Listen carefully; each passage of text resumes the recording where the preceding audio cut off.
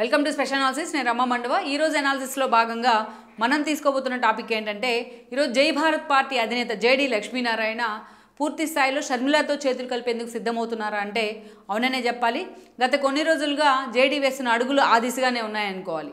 మనం చూసినట్లయితే గతంలో సిబిఐ జేడీగా ఒక సంచలనాత్మకంగా రాష్ట్రంలో ఆయన ఎప్పుడు కూడా ఆ వార్తల్లో ఉంటూ వచ్చారు. గతంలో అనేక పదవుల్లో ఆయన ఒక సీనియర్ ఆఫీసర్గా అనేక పదవుల్లో ఉన్నప్పటికీ పర్టికులర్లీ కూడా ఒక హై ప్రొఫైల్ కేసులు డీల్ చేసిన వ్యక్తిగా కూడా ఆయన వార్తల్లో ఉన్నారు. జగన్మోహన్ రెడ్డి తన తండ్రి మరణం తర్వాత తన పార్టీ పెట్టిన కొత్తల్లో ఆయన మీద అక్రమాస్తుల ఆరోపణలు రావడం కానీ, ఆ కేసుల్లో జగన్మోహన్ రెడ్డిని అరెస్ట్ చేసిన వ్యక్తిగా జేడీ అప్పుడు సిబిఐకి జాయింట్ డైరెక్టర్గా ఉన్నారు ఆయన ఉమ్మడి రాష్ట్రంలో.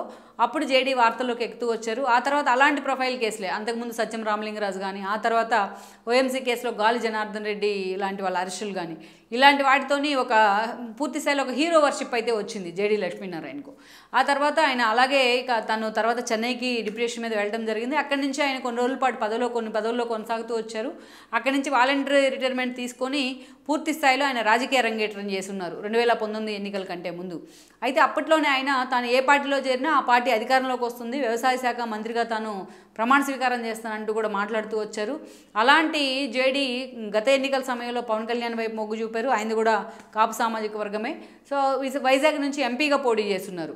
ఆయన గెలిచే స్తోమత లేకపోయినప్పటికీ పార్టీకి ఆయనకు ఓట్ల చీలికలో మాత్రం మేజర్ రోలే పోషించారు. వైసీపీ విజయానికి అయితే కారణమయ్యారని విమర్శలు అయితే మూటగట్టుకున్నారు. బట్ అదే సమయంలో మనం చూస్తుంటే ఆ తర్వాత పవన్ కళ్యాణ్తో ఆయన డిఫర్ అయి ఉన్నారు. పవన్ కళ్యాణ్ విడిచి ఆయన బయటికి రావడం జరిగింది. ఇక అటు వైఎస్ఆర్సీపీ లాంటి పార్టీలు ఆయన ఓన్ చేసుకునేందుకు ప్రయత్నించాయి. కొన్ని రోజులు టీడీపీలోకి వెళ్తారన్న ప్రచారం జరిగింది.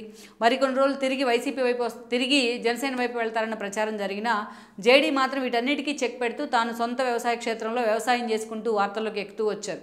అయితే హఠాత్తుగా ఇటీవలే ఆయన తీరా ఎన్నికల కంటే ముందు హఠాత్తుగా ఆయన తన సొంత పార్టీని అయితే అనౌన్స్ చేస్తున్నారు. జై భారత్ పార్టీని అనౌన్స్ చేయడమే కాదు, కొన్ని సపరేట్గా తన పార్టీ కంటూ కొన్ని లక్ష్యాలను కూడా నిర్దేశించున్నారు. రేపటి ఎన్నికల్లో మెజారిటీ చోట్ల తాను పోటీ చేస్తానంటూ కూడా ఆయన మాట్లాడుతూ వస్తున్నారు. సో ఆయన చెప్తున్న కొన్ని ఆచరణలు ఏదైతే రాష్ట్రానికి విభజన హామీల విషయంలో ఒక ప్రత్యేక హోదా కావచ్చు, ఒక రైల్వే జోన్ కావచ్చు, ఒక పోలవరం కావచ్చు, వీటన్ని విషయాలు ఇప్పుడు ఏదైతే షర్మిల పీసీసీ చీఫ్గా బాధ్యతలు స్వీకరించిన తర్వాత ఆమె ఏదైతే మాట్లాడుతూ వస్తున్నారో అదే మాటలను ఈరోజు జేడీ కూడా మాట్లాడుతూ వస్తున్నారు. మరోవైపు చూసినట్లయితే ఈ రోజున అటు కాంగ్రెస్తో అటు టీడీపీ కానీ జనసేన కానీ వెళ్లే పరిస్థితులు లేవు. ఆ రెండు పార్టీలు ఆల్రెడీ పొత్తు పెట్టుకున్నాయి. కాంగ్రెస్ ఎలాగూ తమకు యాంటీ పార్టీ కాబట్టి ఈరోజు జగన్మోహన్ రెడ్డి సోలోగా వెళ్లే అవకాశమే కనిపిస్తోంది. ఇక బీజేపీతో అనధికారికంగా పొత్తుల్లో ఉన్న రేపటి ఎన్నికల సమయానికి బీజేపీ అటు జనసేన టీడీపీతో కలిసి వెళ్తుందన్న ఇంకొక వాదన కూడా ఉంది. సో అటు ఆల్రెడీ పార్టీలన్నీ కూడా పూర్తి స్థాయిలో పొత్తుల విషయంలో ఒక ప్యాకెట్ సిచ్యువేషన్లో ఉన్నాయి ఎక్సెప్ట్ కాంగ్రెస్. ఇక జేడీని చూసినట్టయితే ఈరోజు ఆయన సోలోగా వెళ్ళిన ఎన్నికలకి చాలా తక్కువ సమయమే ఉంది. అభ్యర్థుల ఎంపిక దగ్గర నుంచి ప్రచారం వరకు అనేక కీలక బాధ్యతలు ఆయన తలెత్తుకోవాల్సి ఉంటుంది. అందుకే ఈరోజు కాంగ్రెస్ లాంటి ఒక పార్టీతో పొత్తు పెట్టుకొని వెళ్ళినట్లయితే అనేక రకాలుగా కనీసం జనంలోకైనా పార్టీ వెళ్లే అవకాశం ఉందని కూడా ఆయన అంచనాలు వేస్తూ ఉన్నారు. అందుకే ఇప్పటికే ఆయన కాంగ్రెస్తో అడుగులు వేసే దిశగా అంటే షర్మిలతో కలిసి అడుగులు వేసే దిశగా ఆయన ఆలోచన చేస్తున్నారన్న వాదనలు వినిపిస్తున్నాయి. మరోవైపు షర్మిల కూడా జై భారత్ పార్టీలతో పాటు తమతో కలిసి వచ్చే కొన్ని పార్టీలు టీడీపీ లాంటి టీడీపీ లాంటి పార్టీలు ఈరోజు బీజేపీతో వెళ్ళినట్లయితే లెఫ్ట్ పార్టీలు అలాగూ దాంతో డిఫర్ అయ్యే అవకాశం ఉంటుంది. సో అలాంటి సిచ్యువేషన్లో లెఫ్ట్ పార్టీలను కూడా కలుపుకొని అవసరమైతే జేడీ లాంటి వాళ్ళని కూడా కలుపుకొని కాంగ్రెస్కి ఎంతో కొంత ఒక పుషప్ అయితే తీసుకురావాలని కూడా షర్మిల లెక్కలు కడుతూ ఉన్నారని చెప్తున్నారు. ఈ క్రమంలోనే జేడీ లాంటి వాళ్ళు రేపు షర్మిలతో చేతులు కలిపి రేపు ఎన్నికల్లో అడుగులు వేసే అవకాశం ఉందన్న వాదనలు కూడా వినిపిస్తున్నాయి.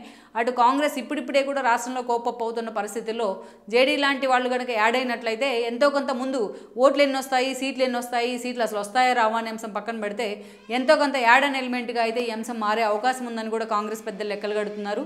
ఈ క్రమంలోనే ఇన్ ఫ్యూచర్లో జై భారత్ పార్టీ కాంగ్రెస్తో పొత్తు పెట్టుకునే అవకాశం ఉందంటున్నారు. ఈ క్రమంలోనే అటు షర్మిలతో కలిసి జేడీ లక్ష్మీనారాయణ ఈరోజు అడుగులు వేసే అవకాశం ఉందన్న వాదనలు కూడా వినిపిస్తున్నాయి. మరి వీళ్ళిద్దరి కార్యాచరణ వీళ్ళిద్దరు చేతులు కలిపితే వీళ్ళిద్దరు ఉమ్మడి కార్యాచరణ ఎలా ఉండబోతోందనే అంశం మాత్రం ఈ రోజున హాట్ టాపిక్ అవుతూ వస్తోంది. ఈ వీడియో మీకు నచ్చినట్లయితే please share, like and subscribe R24 Telugu.